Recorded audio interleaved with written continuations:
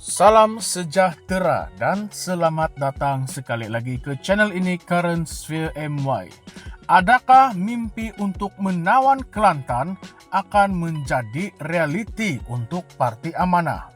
Dalam ucapan penutup di Konvensyen Nasional Amanah 2024, Presiden Parti Amanah Negara, Datuk Seri Muhammad Sabu, menyuarakan keyakinannya bahwa Amanah mampu memenangi beberapa kerusi di Kelantan dalam pilihan raya yang akan datang.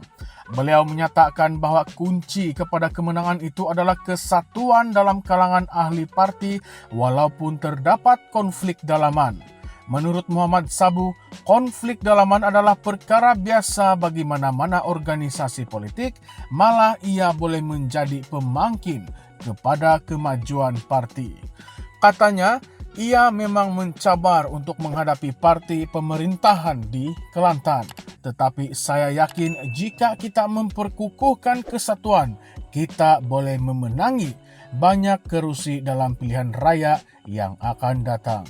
Muhammad Sabu juga menekankan bahwa beliau kekal tenang apabila mendengar tentang konflik dalaman kerana baginya ia adalah tanda bahwa parti sedang bergerak maju.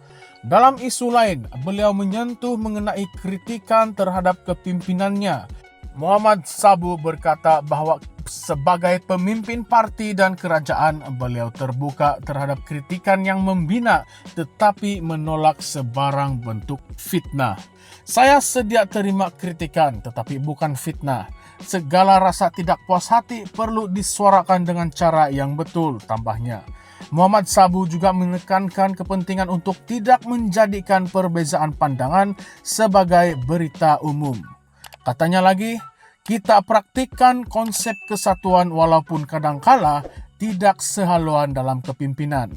Kritikan yang membina akan membantu parti atau pentadbiran untuk terus maju ke hadapan. Untuk memberikan konteks, Kelantan telah menjadi kubu kuat PAS selama lebih daripada 3 dekad bermula sejak kemenangan besar parti itu pada tahun 1990. Sejak itu, PAS telah berjaya mengekalkan pengaruhnya dengan mendalamkan akar umbi melalui pendekatan politik Islam konservatif. Dalam pilihan raya umum ke-15, Amanah hanya memenangi 8 kerusi parlimen di seluruh negara dan gagal meraih sebarang kemenangan di Kelantan. Ini menunjukkan betapa besarnya cabaran yang dihadapi Amanah untuk menembusi pengaruh PAS di negeri tersebut. Selain itu, faktor sejarah dan budaya turut memperkukuhkan kedudukan PAS di Kelantan. Negeri ini sering dianggap sebagai serambi Mekah dengan masyarakat yang cenderung kepada nilai tradisional Islam. Dalam keadaan ini, Amanah yang membawa imej Islam progresif dilihat berdepan kesukaran untuk menembusi persepsi pengundi di luar bandar. Namun begitu, Amanah juga mempunyai kelebihan tersendiri. Sebagai sebahagian daripada gabungan Pakatan Harapan, Amanah dilihat sebagai parti yang lebih sederhana dan berdaya maju untuk menarik sokongan dari kalangan pengundi muda dan golongan bandar. Dalam beberapa siri pilihan raya sebelum ini, walaupun prestasinya tidak begitu memberangsangkan, Amanah berjaya menunjukkan kesungguhan dalam memperjuangkan isu-isu berkaitan keadilan sosial dan pembangunan masyarakat. Pendekatan ini mungkin menjadi faktor utama yang boleh membantu parti itu meraih sokongan di negeri seperti Kelantan. Muhammad Sabu juga menyedari bahwa Amanah perlu menangani isu-isu dalaman yang sering menjadi penghalang kepada kemajuan parti. Walaupun beliau menegaskan bahwa konflik dalaman adalah perkara biasa, hakikatnya ia juga boleh melemahkan keyakinan ahli parti dan pengundi. Dalam politik, perpaduan adalah elemen yang amat penting untuk menyaingi lawan yang lebih kuat seperti PAS. Jika Amanah gagal mengatasi cabaran ini, maka peluang mereka untuk menawan Kelantan akan menjadi semakin tipis. Namun, terdapat persoalan besar yang timbul. Adakah kenyataan Muhammad Sabu ini realistik atau sekadar retorik politik untuk menyuntik semangat kepada ahli parti. Kelantan adalah negeri yang dianggap sebagai kubu terkuat PAS dengan pengaruh parti itu yang mendalam dalam kalangan masyarakat. Mampukah Amanah benar-benar mencipta perubahan besar dalam lanskap politik negeri itu? Walaupun pentadbiran PAS di Kelantan sering dikritik karena isu pembangunan yang perlahan, pengundi di negeri itu tetap setia kepada PAS. Salah satu sebab utama ialah kebolehan PAS untuk mengekalkan naratif Islam sebagai asas pentadbirannya, yang mana ia diterima baik oleh majoriti masyarakat Kelantan. Selain itu, persepsi terhadap Amanah sebagai parti yang terlalu kecil dalam gabungan Pakatan Harapan turut menjadi cabaran yang besar. Perbandingan dengan rakan sekutu seperti PKR dan DAP, Amanah sering dianggap kurang dominan dalam menentukan hala tuju politik gabungan itu. Namun, Amanah mempunyai kelebihan dalam isu-isu berkaitan Islam progresif yang boleh menarik pengundi bandar dan separa bandar, terutamanya di kalangan pengundi muda yang mahukan perubahan dalam pendekatan Islam yang lebih inklusif.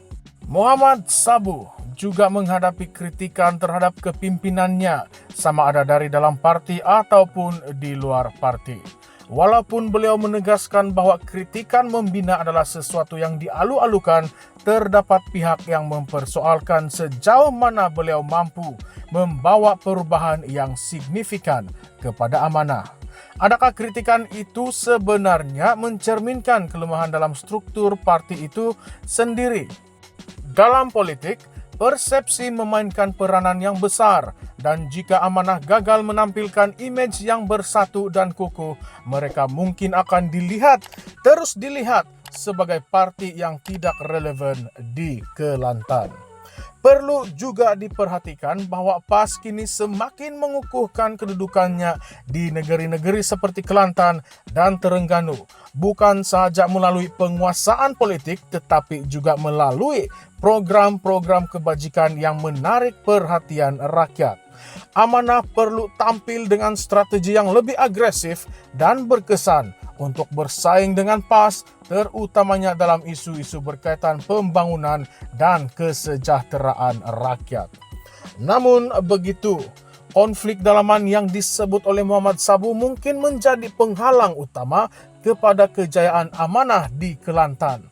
Walaupun beliau cuba menggambarkan konflik ini sebagai tanda kemajuan parti, hakikatnya konflik dalaman boleh membawa kepada perpecahan yang lebih besar. Jika Amanah tidak dapat menangani isu ini dengan baik, mereka mungkin akan kehilangan peluang untuk memperluaskan pengaruh mereka di negeri itu. Sebagai penutup, persoalan yang perlu kita tanyakan adalah sama ada Amanah benar-benar bersedia untuk menawan Kelantan, atau adakah kenyataan Muhammad Sabuh sekadar harapan kosong untuk meningkatkan moral parti. Bagaimana strategi Amanah untuk mengatasi dominan PAS yang telah berakar umbi selama lebih daripada 3 dekad?